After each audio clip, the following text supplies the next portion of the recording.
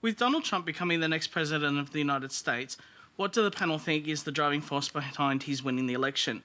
Is it that the silent right, so sick of being denigrated by the left, remained quiet throughout the campaign and came out at the last minute to seal the deal for Mr. Trump? Or is it simply that the left, so assured that Ms. Clinton would win, didn't feel the need to go out and vote? Thank you, Matt. Let's start with Joe Siracusa tonight, and we'll hear from all the panel on this one. Thanks, Joe. That's a long question.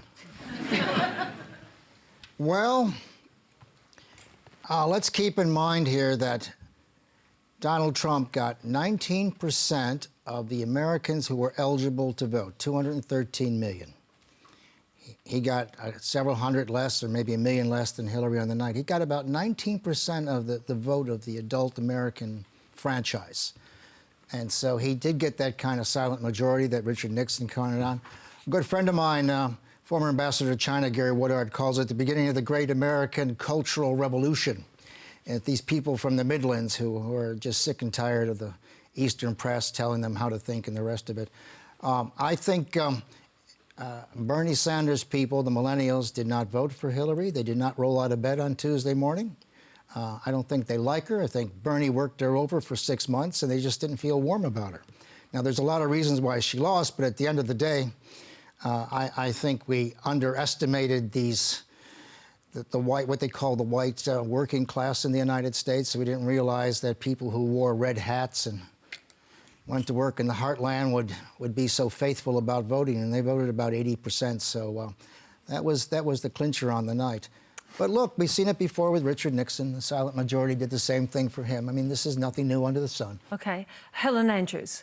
Well, remember, Donald Trump wasn't the only person to win on Tuesday. That election also gave us a Republican majority in the Senate, a Republican majority in the House, Republican majority of state governors, and 69 out of 99 state legislatures now controlled by Republicans. So it wasn't just a victory for him personally. It was a victory for the Republican policy agenda.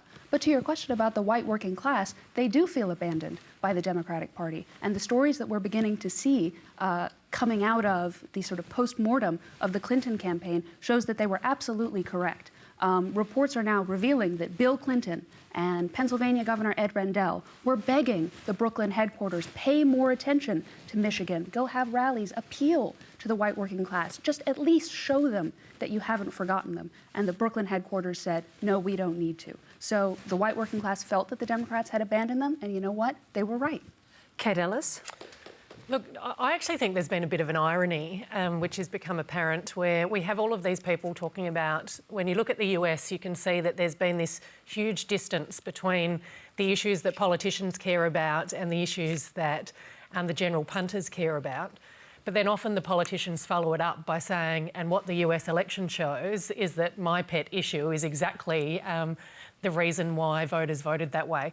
I mean, we've heard so many different theories that this didn't mean everything. What it meant was that we do know that there is a really difficult economic transition that a lot of people are going through. And we do know that they feel like they're not being heard and that they're not being supported through that. And that is really clear that that's happening in the US, and it's clear that it's happening to a lesser extent in many parts of Australia. Barnaby, Joyce. Well, I believe in class participation, so I think there's a good way to answer this. Hands up those in the audience who support Donald Trump. 1, 2, 3, 4, 5, 6, 7, 8, 9. 9. So that's basically a good reflection on what was part of the architecture of this. No major paper said he was going to win. No major poll said he was going to win. Everybody's entitled to their view, but the view of this room is overwhelmingly one that doesn't support Donald Trump. And there's a sense of frustration that builds up amongst people. They feel that they're being belittled. They feel that they're not being listened to. They feel that every time they stick their head up, they're somehow ridiculed because their beliefs are not of the standard fare. However, when people feel belittled and when they feel isolated from the political system, they can still vote. And they do. And they turn up, even though they may feel belittled, even though they may feel marginalised. And that was, I think, many of the vote was not so much for Trump, but a sense of, I'm sick of being told how to think by others. Jennifer Hunt. Look, we could spend the entire hour, really, talking about this issue. I think there's been a lot of talk about economic anxiety, cultural backlash. Some of the major decisions that are being made in the United States seem to be made outside elected representation. For example, marriage equality was handed down by the Supreme Court. I would note that I don't consider this a mandate. You're talking about 51 different elections, really. 50 states plus the District of Columbia, and each state controls the electoral processes in those states. It's on very slim margins, 25,000 voters, Wisconsin, 50,000, Michigan. And this is the first election that we've had in 60 years without some key protections of the Voting Rights Act. Which means that when states commissioned research on how voters behave and categorized it by race and then surgically tried to eliminate those processes that minorities use, this could have had an impact given that we have some very slim margins of victory. So I would keep that in mind. Just before we move on to our next question, I think it's important to note that we actually do have a Trump voter here tonight. And Helen, can you speak to us a little bit about why you've been in Australia for a while, but you're eligible to vote in the States, and why that was your choice? Well, I didn't just support Trump privately. I endorsed him publicly in The American Conservative the week before the election, back when it looked like he was going to lose. Trump speaks to issues that have been not just neglected, but deliberately sidelined by the Republican establishment. Things like immigration, things like he was the peace candidate this time around. Those are my two main voting issues, and they're ones where he was the only one in the primary who share my values. And just before we move on, is it difficult for you to reconcile the fact that you're a Republican with supporting Donald Trump, supporting Republicans as well as him?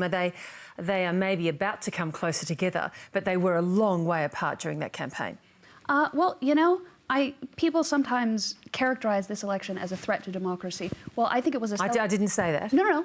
Well, where I'm going is that the Republican primary was a perfect example of democracy. You're absolutely right that the party establishment did not want Donald Trump to be their nominee, but the people spoke through the primary process and managed to be heard. So the fact that the party permitted that to happen, however reluctantly, I think is very reassuring for the strength of democratic values in that party. So no, that's not hard to reconcile at all.